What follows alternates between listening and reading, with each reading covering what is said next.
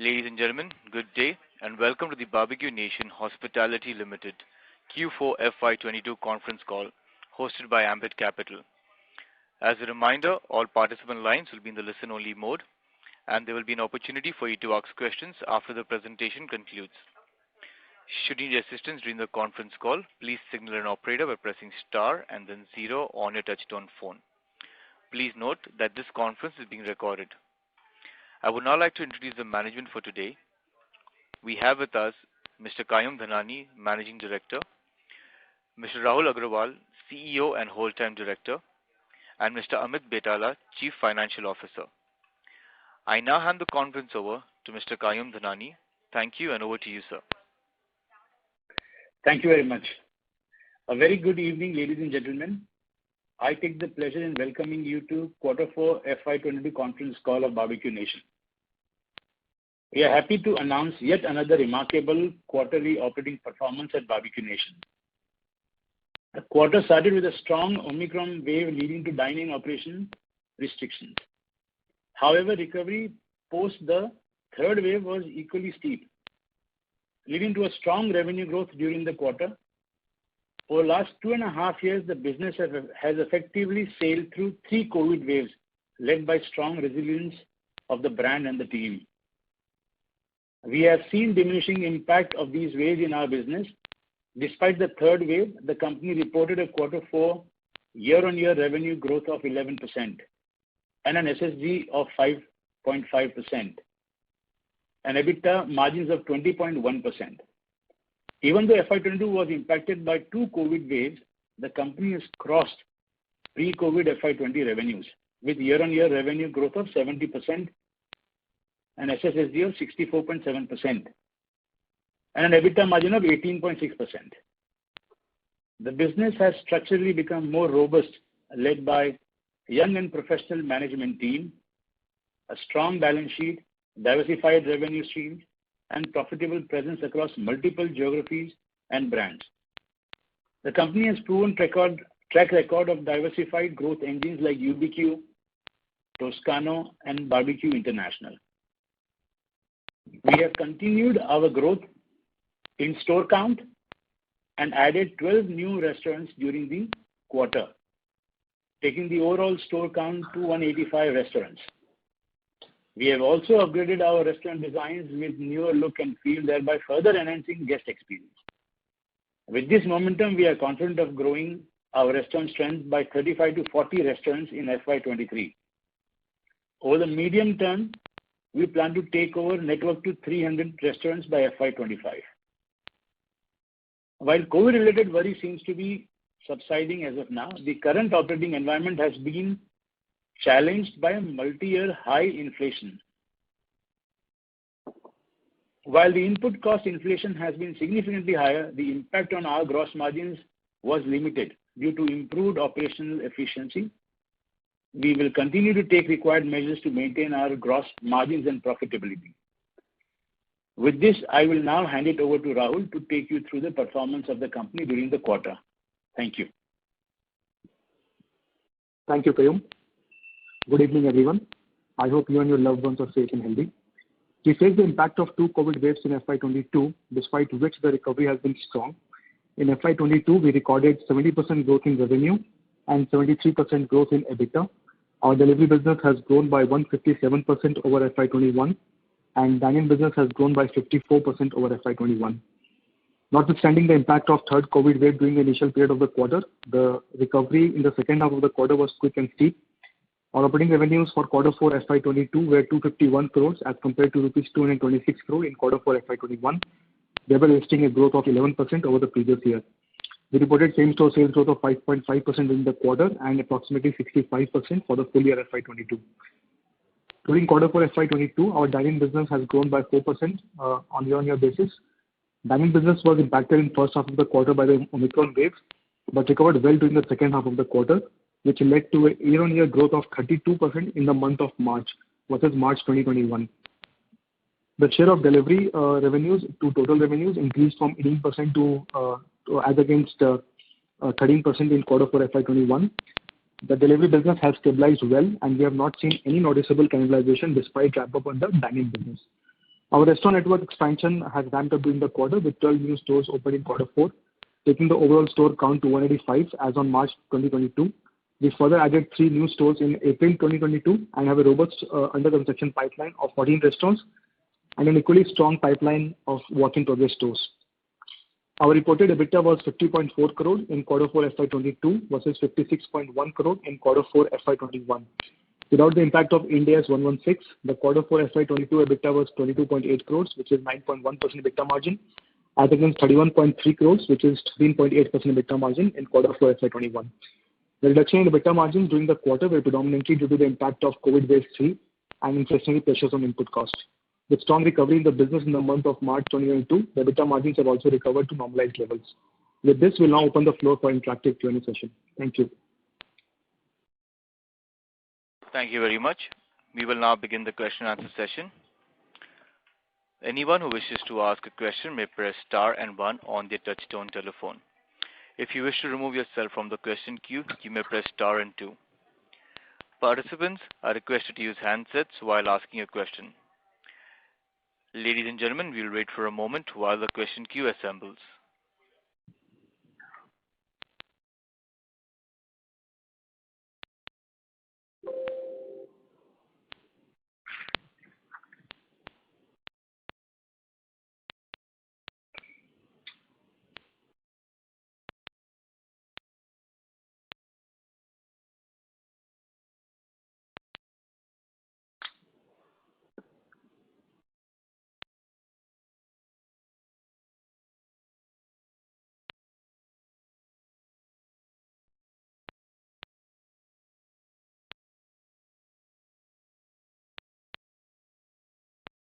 We have the first question from the line of Percy Panthaki from IIFL. Please go ahead.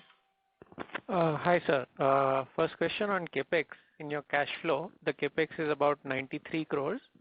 If I adjust for the CapEx on the cloud kitchens, which might be about 3 to 4 crores, and increase in the capital work in progress, which is another 15 crores, we should see a CapEx of about 75 crores approximately adjusted for this. And on the basis of 21-22 restaurants that we have added on a net basis, that works out to close to about 3.5 crores per restaurant CapEx. Our understanding was that this number would be in the region of 2.7 or 2.8. So can you just explain what is the reason for the higher CapEx per store? Yeah, Percy, so the numbers that you mentioned are correct. So 93 from the cash flow statement, 15 from capital work in progress. That makes around 75 crores as the CapEx incurred during the year. On these 75 crores, we have around 3 crores for extension kitchens, which leaves 72 crores. We have another 8 to 10 crores on maintenance CapEx, which is what we normally do, around 5 lakh rupees per restaurant. So that leaves around 62 crores. And we have added 21 new restaurants in the year, and we have 2 closures, right? So the net new additions are 23. So on these 23 stores on 2.7 crore per outlet, we have around 62 crores of CapEx. So broadly 62, around 8 to 10 on maintenance CapEx, and around 3 crores on EK. So that makes around 75. Okay. So despite the inflation also on the CapEx side, we have managed to maintain the average CapEx of 2.7 crore per outlet. And how would this trend in FY23 given the inflation in commodities, etc., the CapEx per store? So we will try and maintain the same number. I don't think we'll reach that. Yes, there has been inflation even on the CapEx side, but we've also been very strategically passing on some of the CapEx on the landlords and taking up the buildings wherein some scope of work is going on the landlord. So that helps us to manage this. And some more work done on value engineering side in terms of the project. We have some rationalization on the unit space. So at times we have very strategically taken smaller space or not delivering the entire space to just manage this number at 2.7. And I don't see, even with the current inflation, this number should not get hit. Right. In terms of store openings, this year we've had a very back-ended store opening. So do you think the same kind of phenomenon will repeat next year, or it will be evenly paced out across the quarters? No, it should be evenly based out. The reason for the current year back-ended is we closed our fundraise by around end of last year, right? And then immediately after the close of fundraise, we entered into a COVID second wave, right? And to that extent, a lot of there was disruption in terms of how the BD team or the project team operated. Should not have happened, but yes, it happened. And a typical cycle of a restaurant or a site coming inside the system to launch is approximately 150 days. So even during the second quarter, we were very comfortable with the pipeline of new stores, and that's why you will see, as and when they started coming on board, we saw around 7 sites last year, in quarter 3 and 12 sites in quarter 4.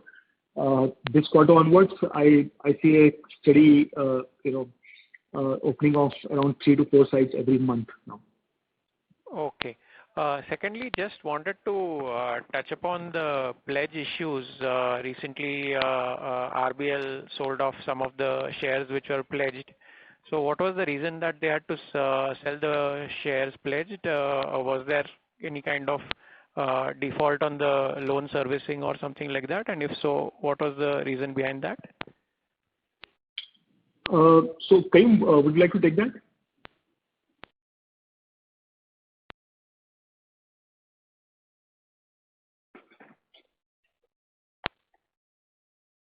This is the operator here. Yeah, Kayum? Yes. Yeah. Would you like to take that? Actually, Mr. Dhanani had dropped from the call during this questions. We just reconnected him back. So okay. The participant may have to repeat that part of the question. Okay. So what I was asking is that recently RBL Bank has sold off some of the shares which were pledged.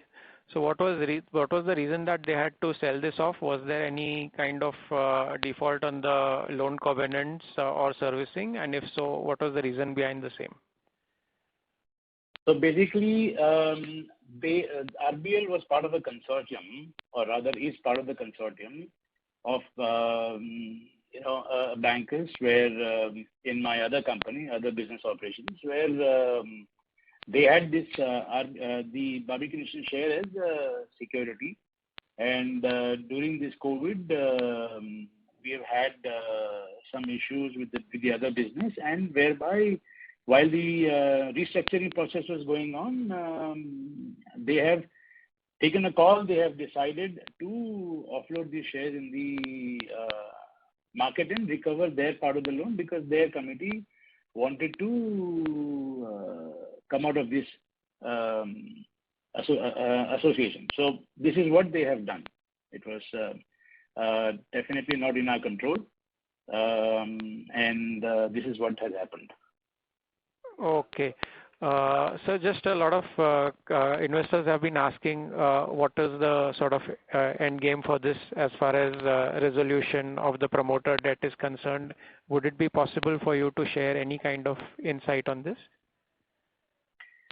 So, as far as the debt is concerned, the post-COVID, there were issues with the other businesses, and just like Barbeque Nation, we have deleveraged ourselves in multiple ways, and the restructuring process is also almost through with other banks, and business has improved a lot post-COVID. I don't see any such events happening in future, and I can assure you that.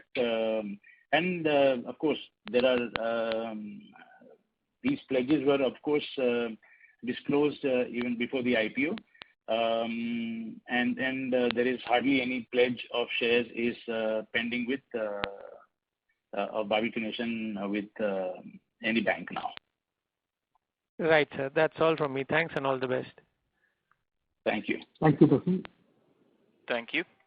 We have the next question from the line of Trilok from Diamond Asia. Please go ahead. Yeah, hi, good evening. Thanks for the opportunity. So, we obviously, when I look at the numbers now, we are doing nearly 50 crore EBITDA, on a quarterly basis. So, based on the initial comment that you highlighted about, 300 stores in next 3 years, and is is my understanding correct when you said, what's the FY23 addition number that you're targeting in stores, revenue total stores?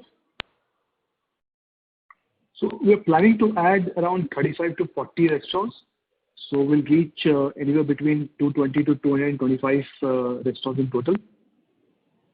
Okay. So, my obviously the first question was, is it fair to assume that what I was thinking from a per restaurant perspective and the total addition that you will end up doing in next 2 years at least till FY24, you might see we at least have a probability of in a normalized year, let's say in FY23 at least, the possibility of an EBITDA, sort of doubling in the 2.5 years from here on, because in assuming FY23 24 there is no external disruption.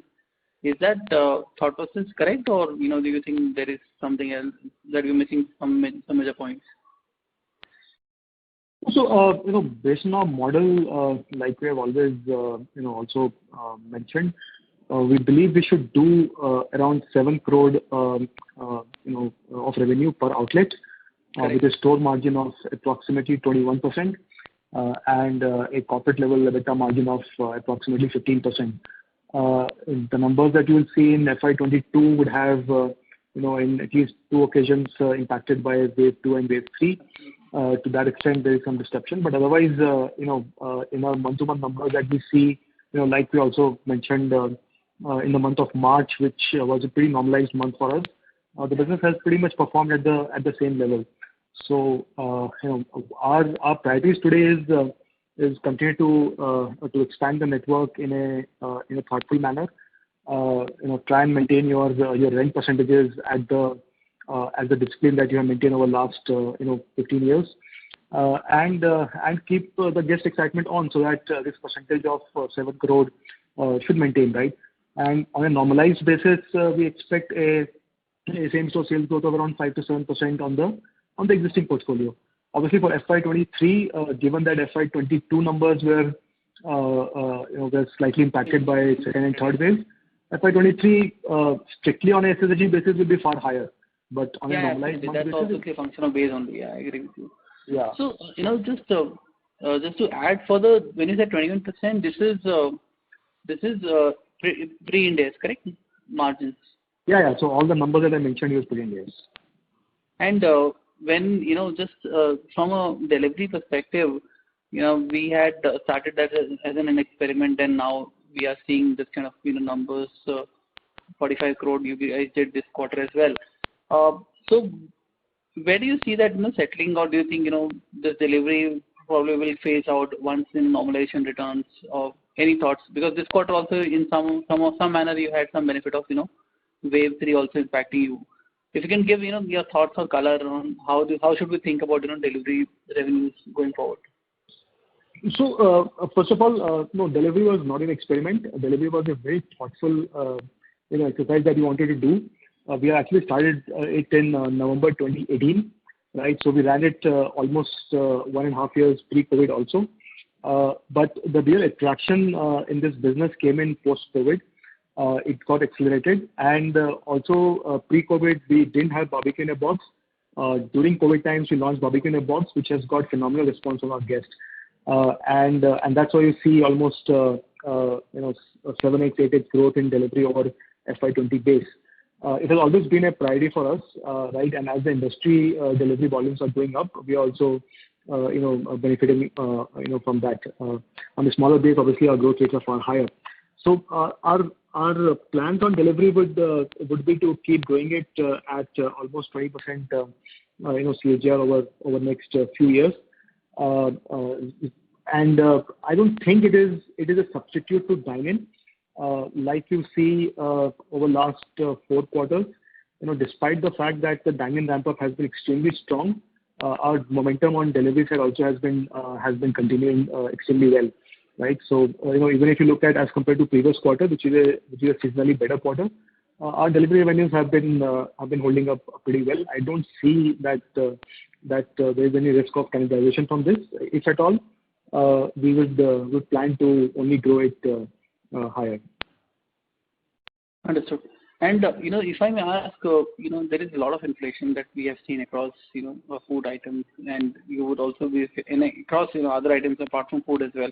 What sort of gross margins, or what kind of price hikes, do you plan to take, or do you have already taken any, will help us to mitigate, gross margins, and how do you plan to tackle inflation in the near term or in near to medium term? Yeah, so it has definitely impacted us also. In quarter 4, we did not take any price hike.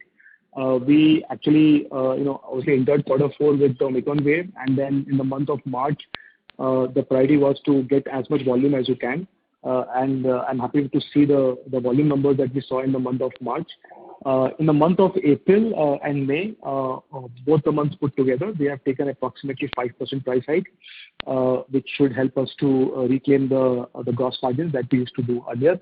Also during quarter 4, while the impact of inflation was far higher, there was a lot of work on the ground done on managing the consumption per packs of various high commodity items, menu engineering, tracking of wastages, trying and having as much precision on forecasting as possible. So those measures were taken, and that's why the impact that we see on gross margin is far lesser than actual inflation. Having said that, this quarter we have taken price hike, and we're already seeing that the gross margin should revert back to what it used to be earlier. So whatever price hike that you've already initiated will be sufficient to take the gross margin back to maybe previous level. Is there any? Yes. I mean, intuitively, obviously, it's very it's not a price sensitive, price elastic, inelastic segment. But have you seen any impact or what kind of, has the price hikes been well accepted by the customers? What kind of, if you can give some quantitative sense, how the April has been, or has the trend been as good as March's, or it's like lower than that?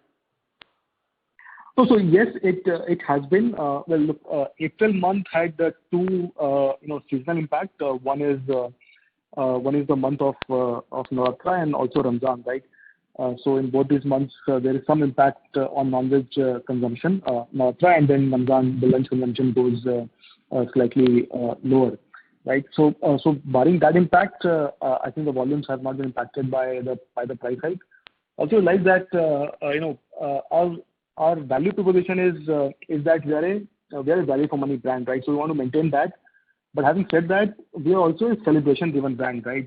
Which means that if somebody is coming in a group of 4 or 5 and spending approximately 4,000 rupees for the meal of 4 or 5,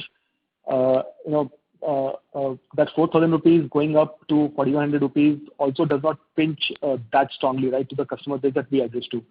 So I think the business has got flexibility to take price hike in the range of plus minus 5 to 10%.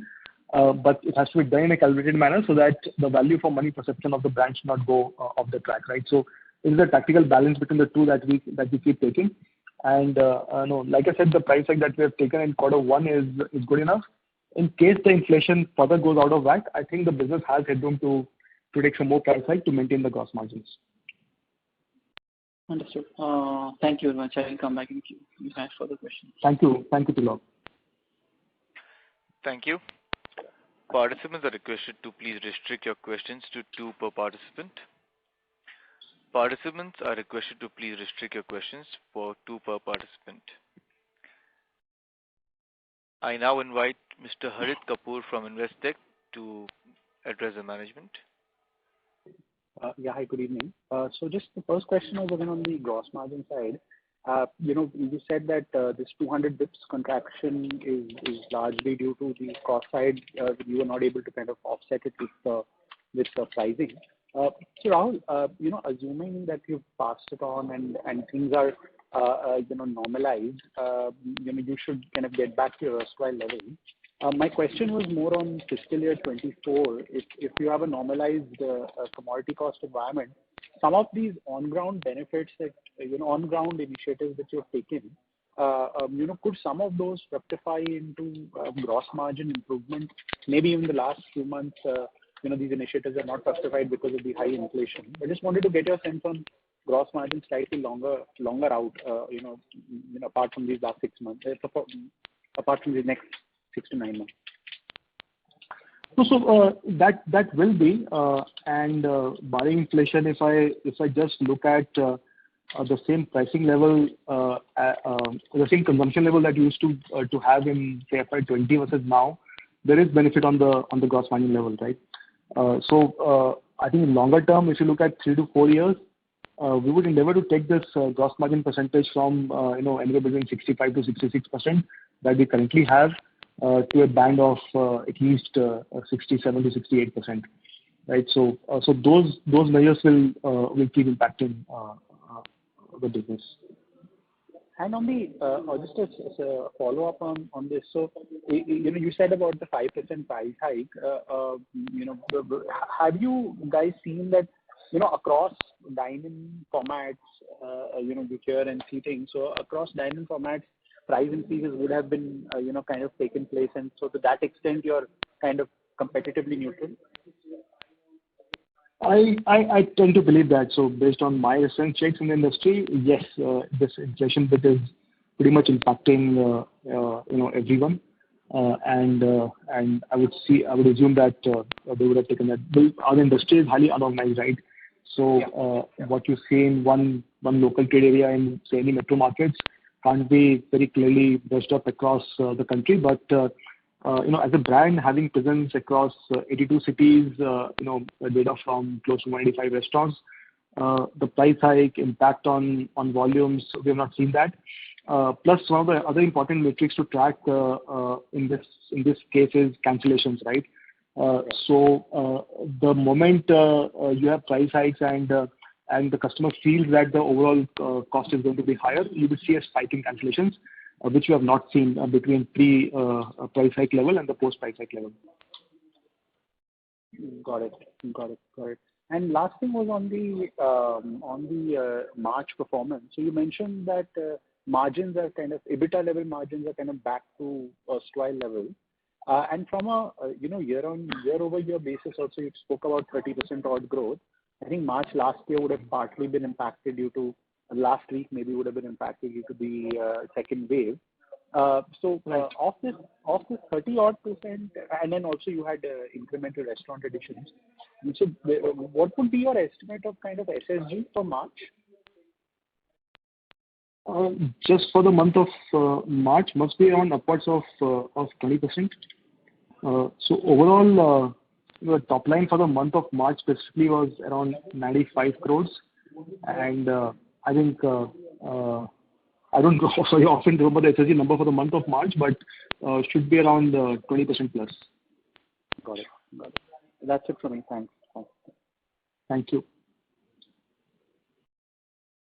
Thank you.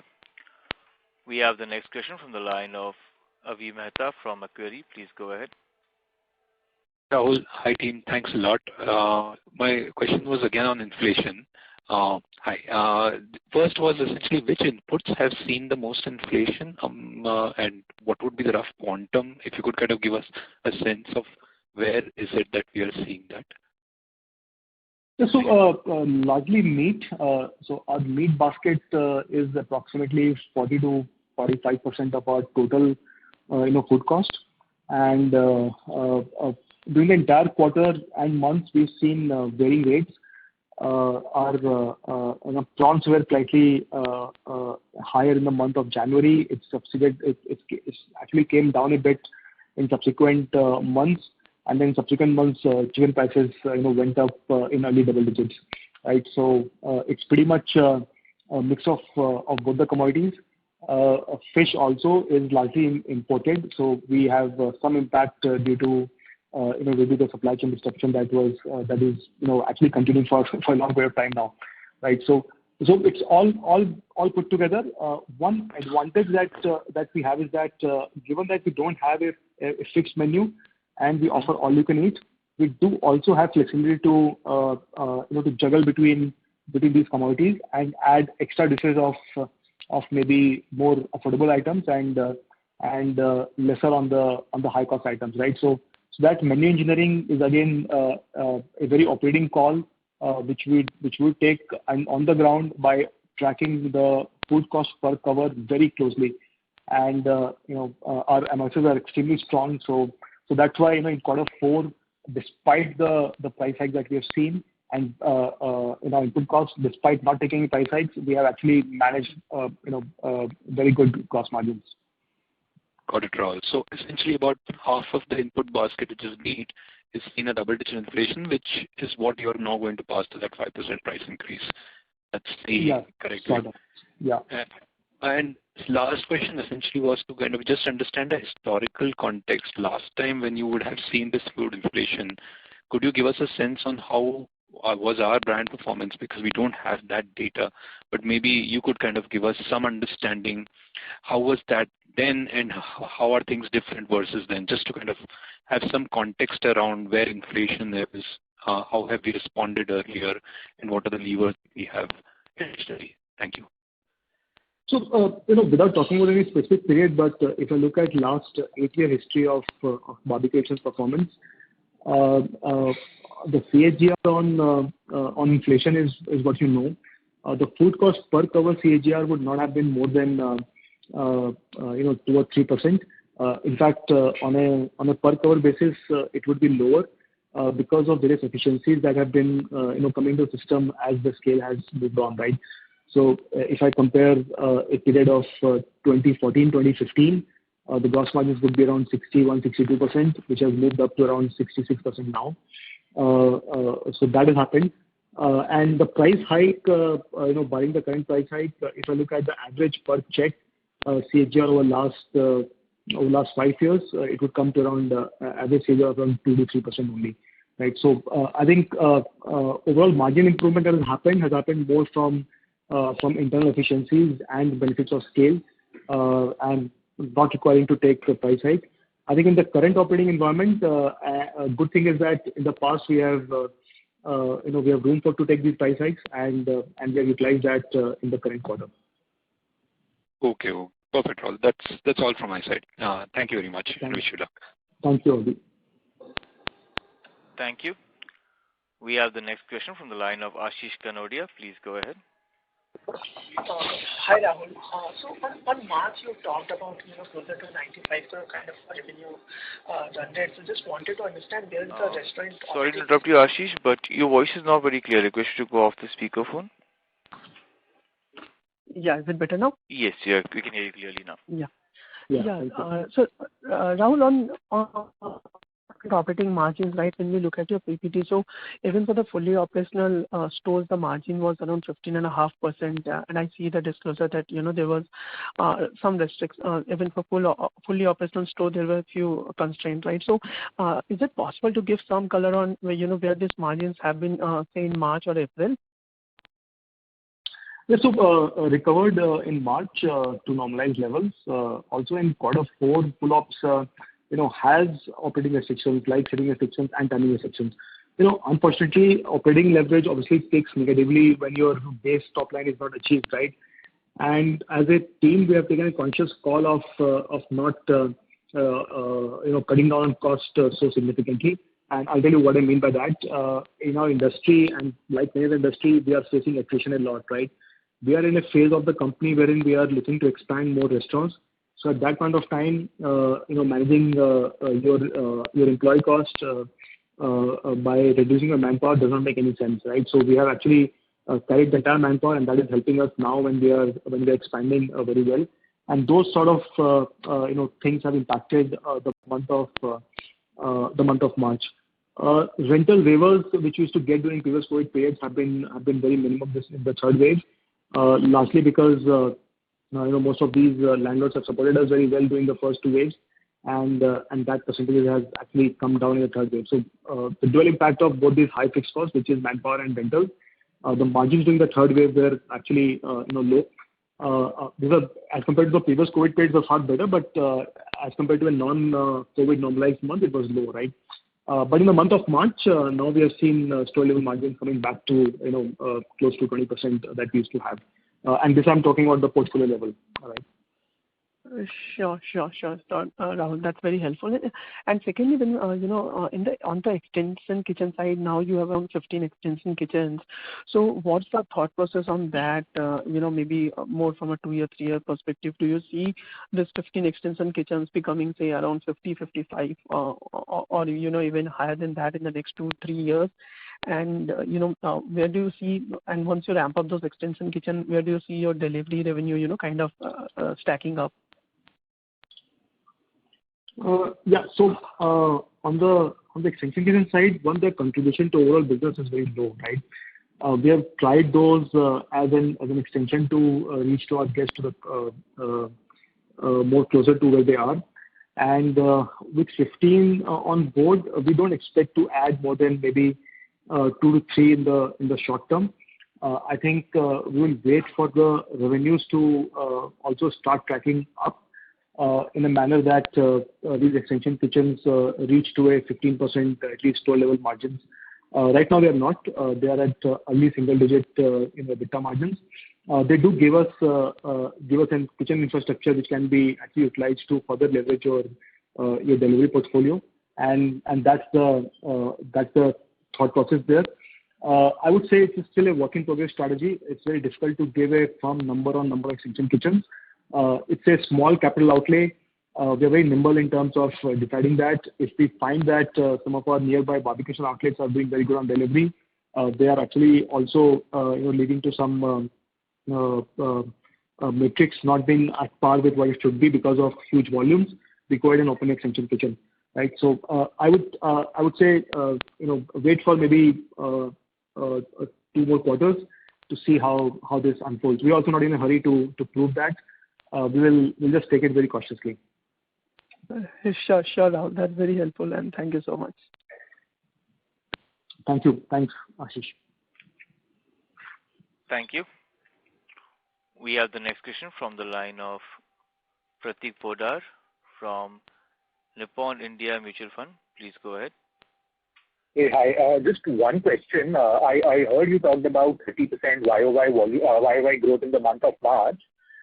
Just a bit puzzled when you said that margins would have normalized in the month of March with 30% growth on a YOY basis, and last year March was fairly normalized, if I'm not wrong. Your ROM should have gone up, right?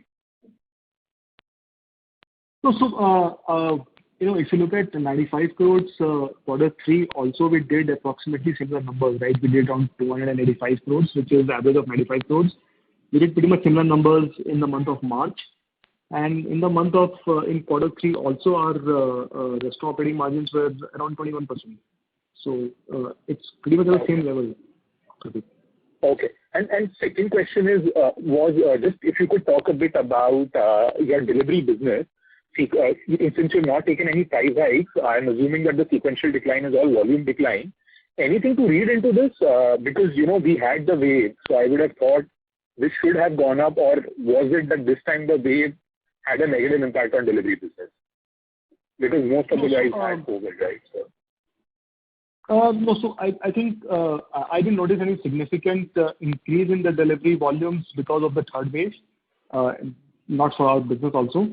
And in the third wave, what has actually happened is that the volume has gone up, overall transaction volumes. The average per check has come down.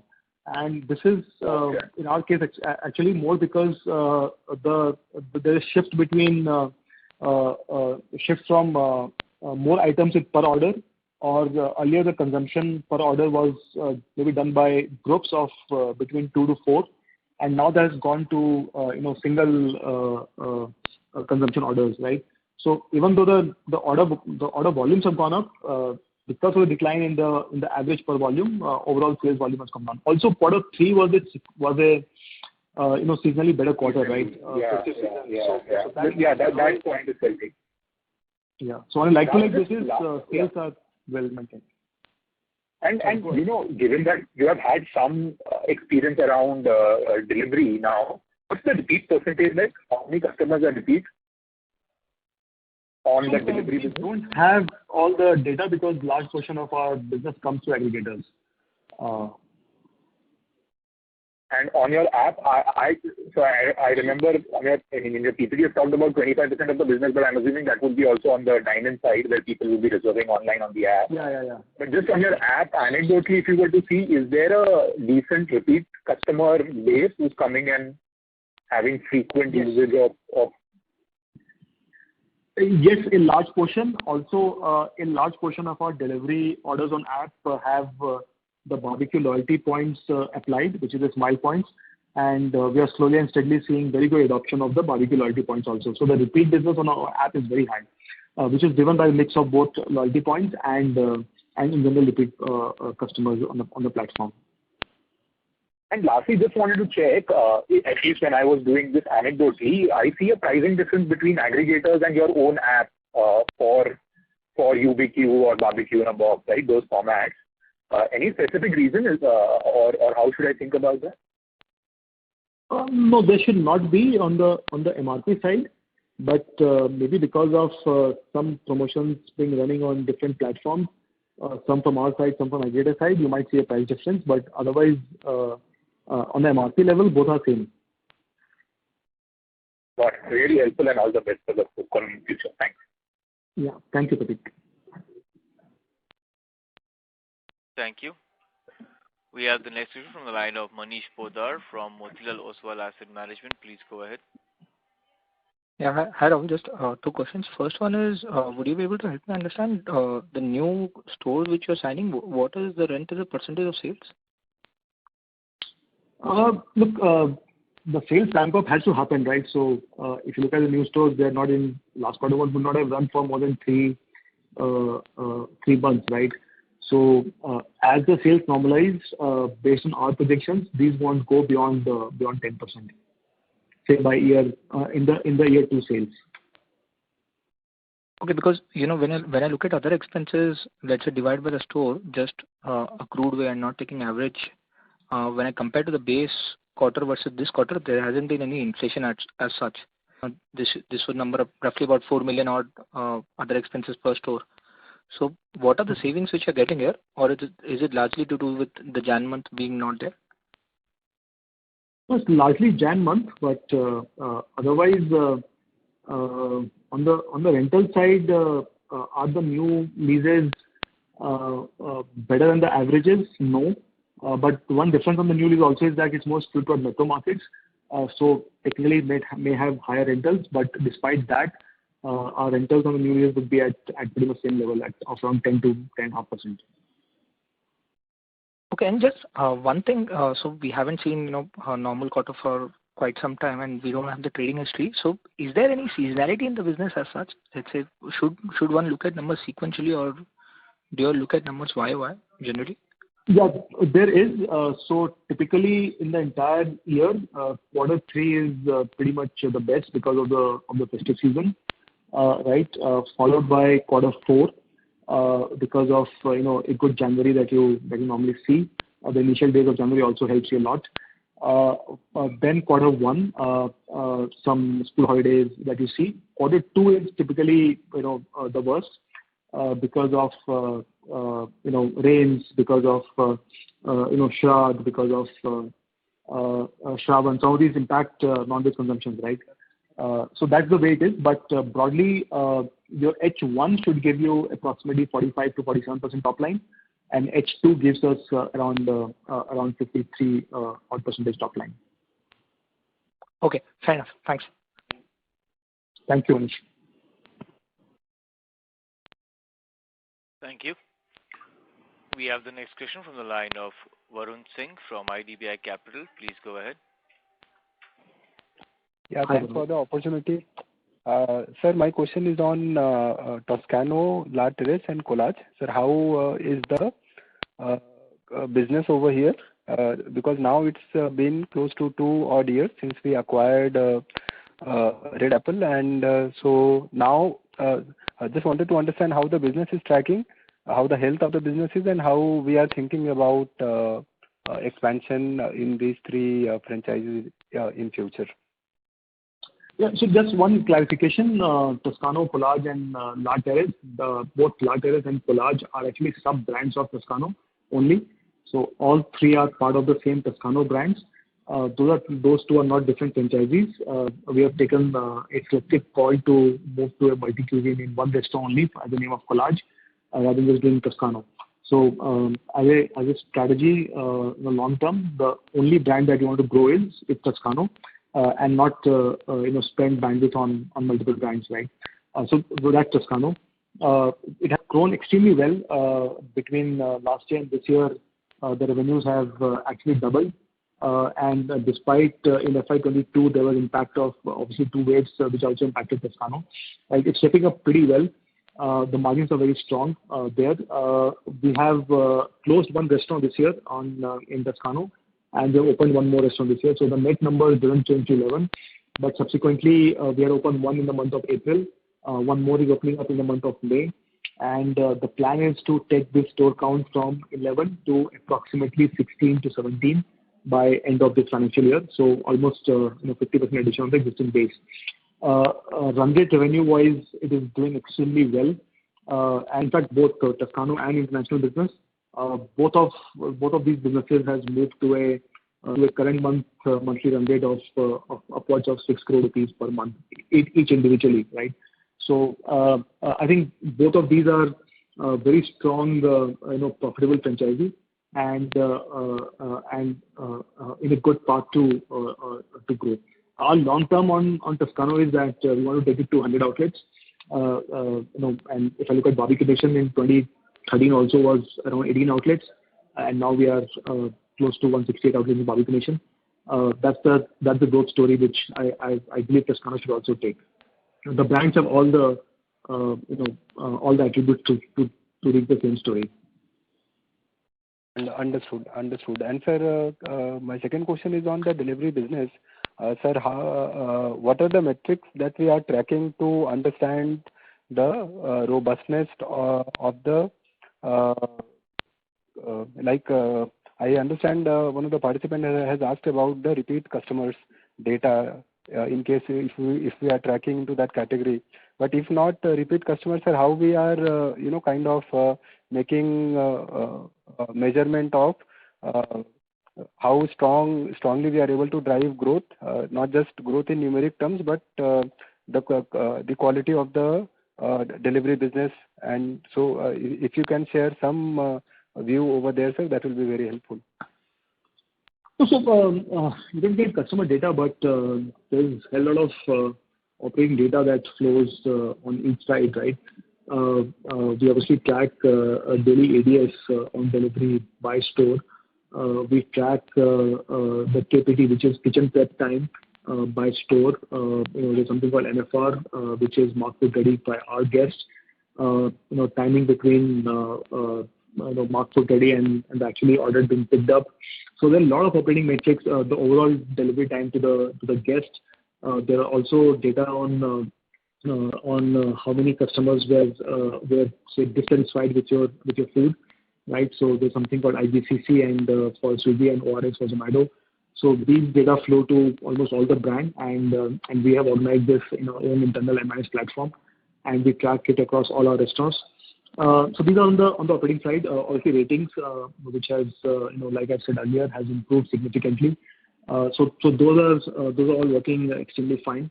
A lot of data on menu, so which product is working, which is not working, what needs to be done, or what can you add to the basket, how many customers order the box and then also order additional say breads. So these data are all available, and there are a lot of data crunching that has been happening at the back end on all of these metrics, and that's why we see the delivery business reaching where it is today. So there's a focused team who look after delivery business in our company and is growing that. Understood, sir. That's very helpful. Thank you very much, and all the best. Thank you, Varun. Thank you. We have the next question from the line of Raikin Gopani from Capri Global. Please go ahead. Hi, sir. Thank you for the opportunity. I had two questions. Firstly, on the expansion of stores, you now target about 35 stores to be opened If you could share some color in terms of have you accelerated this expansion plan, and if so, what are the kind of geographies that you intend to expand this in terms of or tier 1 or tier 2? How do you intend to accelerate this? So we would like to maintain the current mix. We have around 70% in metro and tier 1 and around 30% in tier 2, tier 3.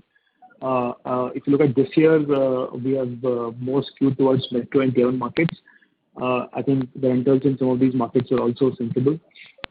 And we actually don't just look at this geography we have to go. We are very conscious about what kind of sites we sign. So at any point of time, we would have a pipeline of almost 2x of the number of stores that we want to do. And one thing that we have learned over the last so many years in this business is that you cannot overpay in your rental commitments. Otherwise, your economics will just get distorted. And having put in the capex to grow that store, it's very difficult to actually come back to the profit margin. So my broader sense is that we will maintain pretty much the same ratio that we have today. Right. Just one follow-up there. So if I've seen through some of your communications in the last 2-3 quarters, it was about 20 stores is what you were sort of guiding, and this sort of is now getting accelerated to about 35 stores. So any color in terms of what's driving the acceleration of store count here, addition? So the 20 store guidance that was given for FY20 was keeping in mind extremely well that Q1 and Q2 will not see more stores. Because of the fact that the fundraise was complete. I also mentioned it just before this call, just before your question, that the timeline for pipeline to mature is slightly larger, right? And we knew that our pipeline in Q3 and Q4, as in the stores hitting the ground, and Q3, Q4 will be higher. And today we have built capability inside the system to open, anywhere between 3 to 5 outlets every month. We have that capability. If we find good sites, can we cross, more than 40 in the year? Yes, we can. All right. Understood. And the second question that I have is on the delivery. Again, one of the metrics I want to understand is incrementally the stores that you're opening. What are the ADS levels for delivery that you are seeing in the newer stores? Are they sort of matching what you are seeing in the stores which were there for more than 1 year? Incrementally, are the newer stores also seeing traction on delivery is what I want to understand. Yes, they are. Barring the fact that some of these stores which are new on the platform also take more time for discoverability. This is not a Barbeque Nation phenomenon. This is general industry phenomenon. So as and when more customers hit that store, it gets discovered more and more. So barring that, I think we are launching at a pretty decent ADS, and then the growth in the initial ones is also very good. So we have not noticed any special or any different dynamics of new store on delivery side. All right, sir. Thank you so much for your answers. Thank you, Rakesh. Thank you. Thank you. The next question is from the line of Trilok from Diamond Asia. Please go ahead. Yeah, hi. Good evening. I just wanted to, check on, again, going back to delivery questions, with a couple of participants already asking that. So, are we trying to, I'm sure you must have, thought about, sustaining the momentum. Is there a meaningful innovation or, thought process going on how to build that business, going forward? Because that is A, obviously higher margin business, and B, obviously, gives you higher throughput, and extension can also be a medium-term opportunity. Could you just help us understand on that part, please? So, yes, thought process, yes, no doubt about it.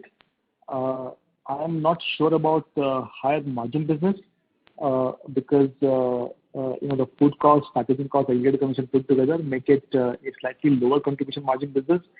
And if you keep on adding more and more, distinct kitchens, you'll have other operating costs like rents and manpower operating costs, right? So beyond a particular ADS level, yes, it will do that. Since we do it, so for example, in our case, what we do from our own Barbeque setup are higher margins. what we do from extension kitchens, even at say the ADS level, are lower margins, right? But having said that, and that's why we are very cautious about the extension kitchen. We track margin by unit by month, right? So that is there. But having said that, yes, new product innovations are being thought of. There are some in pipeline also. I need to talk about it right now. We don't know when this will hit the ground. But by and large, delivery is a focus area. Delivery is also a growing market. We want to capitalize on the kitchen infrastructure that we already built in this country and use that for delivery.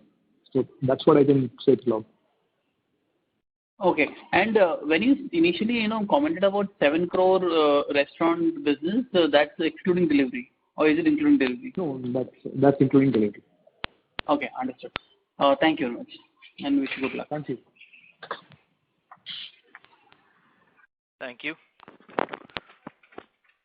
We have the next question from the line of Faisal Hawa from HG Hawa and Company. Please go ahead. Yeah. So how much is the contribution of the top 20 restaurants to our revenue? Is this for Barbeque Nation alone? And secondly, how are we leveraging the various social media platforms that are available to us as an advertising, and particularly, when most of our customers do come there for, birthdays and anniversaries? Right. So contribution of top 20 restaurants, which is approximately 12% of our total restaurant network, would be anywhere between 18 to 20% of the entire revenue. So not that there is more concentrated towards top 20. In terms of social media, digital media, we have a very in-house strong marketing team. The gentleman who joined us almost 6 months back as Chief Marketing Officer, a lot of performance marketing initiatives been taken. We do some spend on digital media on Facebook and Instagram. We have a lot of activities that keep happening on YouTube and Instagram. So the data that we get, our data collection of dine-in guests is approximately 98%, which means that we get 98% of customers' mobile number for the table, obviously, for the group. One of the numbers, we obviously call back them for feedbacks. We also, send them, and sometimes promotional, vouchers in case the repeat customers are not coming in. We also work with few of the external agencies to help us in these programs. So it's pretty, I would say, well-oiled department who have been doing it now for a few years. So just like delivery came in as a huge revenue contributor to us, is there any thought process within the team to develop more such revenue contributors, some different formats, or which could emerge as a big revenue contributors in the future? Yeah, so yes, Faisal, we can, right? So there's 2-3 points here. One is capability. It's there in the system. It's about bandwidth and focus, right? So over the last 2 years, we obviously had a tough period because of COVID. It's very erratic, right? And over the 2 years, what we have done is stabilize the dining business in a very, I would say, commendable manner. There is also a pretty much playbook for any subsequent waves that come in. We have built a very strong delivery business, which is approximately 20% of our 18-20% of our top line. We have stabilized our international business in a manner that today is one of the best margin business for us. 3 years back, you would remember that our international business was dragging, and today it's contributing very handsomely to our return on capital employed also. And Toscano, we acquired 2 years back. The journey with Toscano has been along with COVID. So the integration and the growth that could happen with Toscano has been slightly delayed, but that has also now integrated very well, right? So in terms of diversified revenue stream, the company has already created, just before COVID versus now, we have got 4 revenue streams. One is core India Barbeque Nation. We have Barbeque International. We have delivery business, and we have Toscano business, right? I think all of these are in a very strong footing today. And this year, if it's a normalized year, I would see the benefit of of all of these. That's my expectation. Adding something more, would be in a very methodical and thoughtful manner. We're not in a hurry to do it, but if a good opportunity comes in, we also have both bandwidth and resources to take it. How has our equity participation from Jubilant helped us in terms of best practices exchange with them? That's one. And secondly, would it be a right statement to make if I say that we would definitely grow around 15% in same store as well as new store terms for the next 4 years? So, Jubilant obviously is a great partner, one of the very well-run food services company, and there has been no operating level interferences or discussions between both the companies. But at a strategic level, we obviously talk and we sound them off, right? Apart from that, I think they are one of the great partners and lot to learn from them. In terms of your second question on 15% growth, we should do that. So if you look at our current base, we are at around 185 restaurants today, and we are expecting to add another 35 to 40 restaurants. So while the number is around 20% growth on the existing base, at least even though you assume 5 to 6 months of operation for the full month for all these stores, at least 10% should come from these, and another 5 to 7% should come from SSSG. The other impact that you'll see, at least in FY23, is the impact of normalized months. So quarter one in this financial year and quarter four in this financial year was slightly impacted by COVID. As we move into normalized month, the net SSSG is obviously far higher, right? So over a period of next 4 to 5 years, CAGRs of upwards of 15%, I think we should be able to do, right? And if we don't do that, I think we have not done a good job. I think the country provides that opportunity. There's no doubt about that. Correct. And this would be mainly tier 2 towns, tier 3, or that is you're agnostic to that. No. So it's not tier 2 town. It is also metro and tier 1 markets, right? So I think we are very underpenetrated in metro and tier 1. In Bombay itself, including the Greater Mumbai region, Thane region, all put together, we only have I think 18-20 outlets. I think the city has much more potential. Same goes for Delhi. Delhi also, NCR put together, we have around 23 outlets. Just for Delhi, without NCR, we only have I guess 11 odd outlets. Delhi itself has potential to take far higher than that. So the growth will be driven both by metro tier 1 and tier 2, tier 3. Thanks a lot. Thank you, Faisal. Thank you. Due to time constraint, that was the last question. I now hand it over to the management for closing comments. Thank you all. Thanks for joining to this call. We look forward to a good year in FY23 now, and hopefully we'll connect in the next quarter with further updates. Thank you. Thank you. On behalf of Ambit Capital, that concludes this conference. Thank you for joining us, and you may now disconnect your lines.